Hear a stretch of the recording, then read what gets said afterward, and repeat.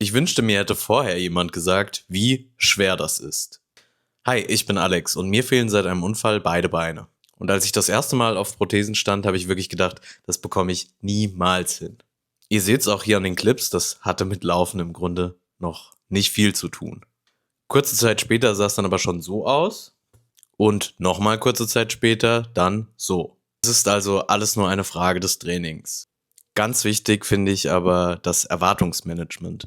Denn im Vorfeld wurde mir von Leuten mit Beinen gesagt, wie easy das doch ist mit den modernen Prothesen. Und das ist es auf jeden Fall nicht. Bei einseitiger Amputation des Oberschenkels hat man ca. 70-80% mehr Kraftaufwand. Und bei beidseitiger Amputation, so wie es bei mir der Fall ist, ist es entsprechend noch mehr. Falls du also gerade kurz vor deiner Versorgung stehst, lass dir gesagt sein, du schaffst das auf jeden Fall, aber es erfordert wirklich einiges an Training.